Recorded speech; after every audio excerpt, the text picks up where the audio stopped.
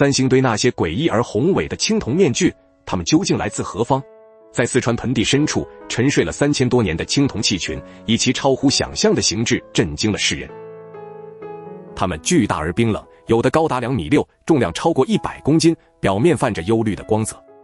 这些面具的眼睛呈筒状外凸，耳朵宽大，面部线条极度夸张，与任何已知的中华文明艺术风格截然不同。他们脸上凝固着一众难以言喻的神秘微笑，透露出远古的秘密。考古学家最初推测，这些青铜器可能与古蜀国的祭祀仪式密切相关。发掘现场发现了大量的象牙、玉器和黄金饰品，显示出极高的社会财富与权力。这些青铜面具的造型与当时中原地区的青铜文化毫无关联，他们的铸造技术极为精湛，尤其是大型青铜立人像展现了复杂的分铸和焊接工艺。这也代表古蜀人拥有独立发展的高度青铜冶炼技术，而非简单模仿。但问题来了，三星堆遗址出土的青铜器，无论是形制还是技术，都与两河流域或古埃及文明有着惊人的相似之处。例如，有些青铜人像头戴的帽子与中东地区的祭司冠冕如出一辙，还有那根高达3.9米的青铜神树，其枝干上悬挂着鸟类和神兽，与古巴比伦的生命之树构图异曲同工。于是，有学者大胆提出，三星堆文明可能受到外来文化的强烈影响，甚至是直接传入。这种说法挑战了传统上中华文明独立起源的观点，在学术界引起了巨大争议。更令人费解的是，三星堆遗址中至今没有发现任何文字系统。一个如此复杂精密的文明，却完全没有留下任何文字记录。他们的信仰、技术、社会结构，所有的一切都像是凭空出现又突然消失。接着，我们看到那些诡异的太阳轮青铜器，它们的纹样与中美洲的玛雅文明图腾惊人相似。这种跨越万里、横亘数千年的巧合，难道仅仅只是巧合吗？究竟是什么样的力量，将这些看似不相关的文化碎片编织进了三星堆那沉默的青铜世界？这些超凡的青铜艺术，为何却出自一个没有留下任何文字记载的文明之手？一个能构筑造2米高巨像、雕琢精致玉器的社会，为什么会对书写只字不提？三星堆遗址出土的青铜器，不只体现了高超的冶金技术，更反映出复杂的社会分工与组织能力。他们的祭祀坑中堆叠着上千件器物，包括铜器、玉器、黄金器和象牙，这需要庞大的劳动力和资源调度。这些器物并非随意摆放，而是依照某种神秘的仪式序列，显现出严谨的宗教体系。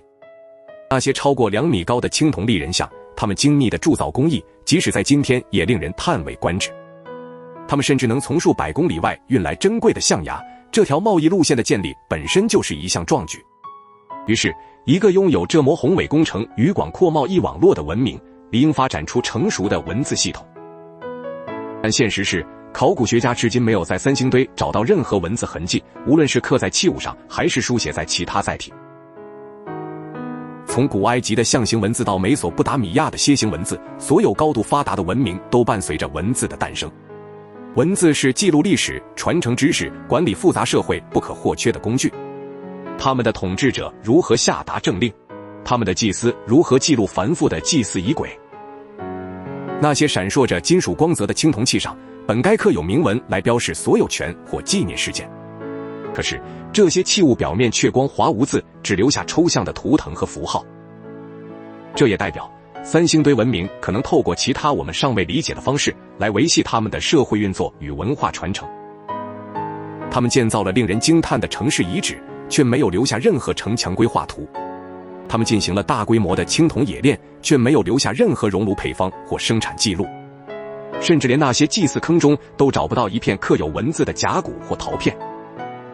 这种近乎绝对的无字状态，与它辉煌的物质文明形成了巨大的反差，仿 baffling 刻意为之。这使得整个三星堆文明就像一个没有说明书的精密机器，只留下令人费解的运作痕迹。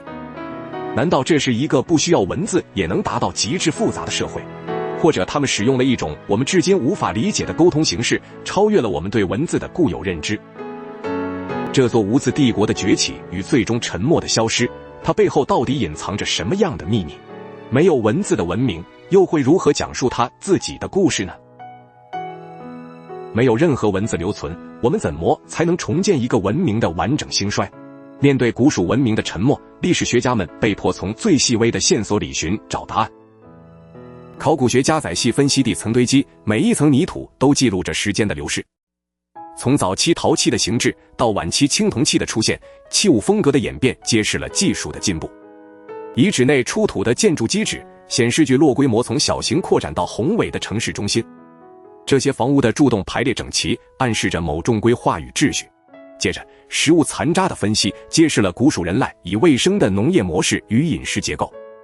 碳十四定年法精确地勾勒出文明从崛起至鼎盛的大致时间轴。甚至连土壤中微量的花粉也透露了当时的气候变迁与植被分布。于是，一个从农耕到冶金，从村落到城市的发展脉络逐渐浮现。但这个线性发展的故事却无法解释文明为何在某个节点突然中断。曾经繁荣的城市在西元前1100年左右，像是被按下暂停键一样戛然而止。祭祀坑中大量的焚烧痕迹暗示着某重大规模的毁灭事件。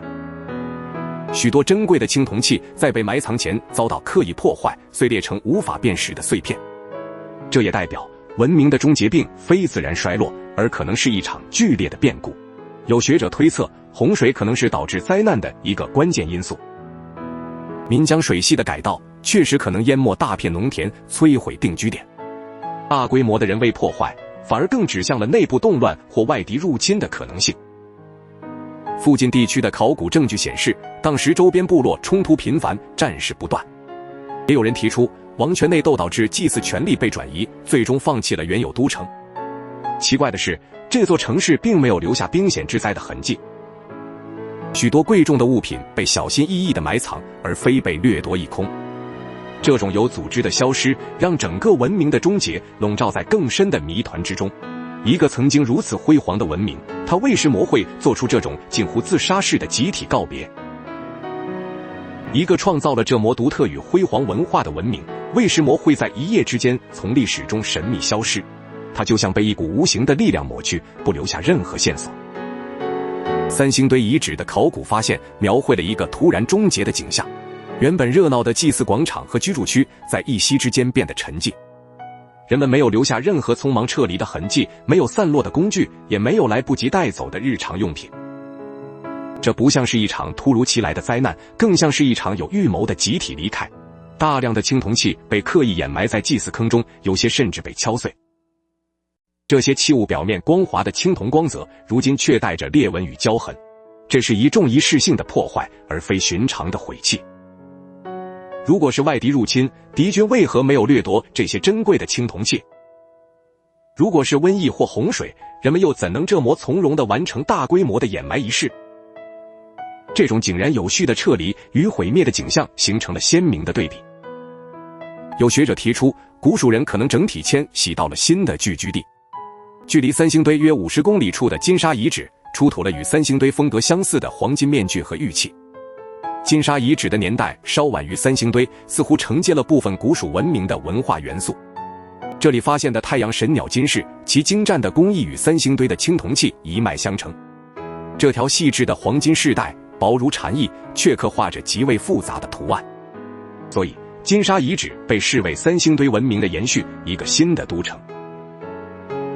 这种文化传承为文明的去向提供了一条可能的线索。但如果只是迁徙，为什么要破坏旧都的祭祀重器？数以千计的器物被埋藏，而非运往新址，这不符合正常迁都的逻辑。甚至连金沙遗址最终也走向了同样的沉默，没有留下任何关于迁徙的文字记录。也有学者推测，这可能是一场剧烈的宗教或政治变革。新的统治者或祭司阶层为了确立权威，刻意抹去了旧有的符号与记忆。那些被敲碎的青铜面具，就像是被刻意去世的神祇，失去了他们曾经的威严。这种断裂式的文化转变，在人类历史上并非没有先例。于是，三星堆的消失可能代表着一个时代的彻底终结，而非简单的转移。但问题来了，是什么样的信仰或权力斗争会让一个文明做出这么彻底的自我毁灭？在这片古老的土地上，究竟是什么力量让这座青铜王朝选择了永恒的沉默，将所有秘密深埋地下，至今仍无人能真正解读。欢迎订阅我的频道，开启小铃铛，让你不会错过更多精彩历史故事的深度解析。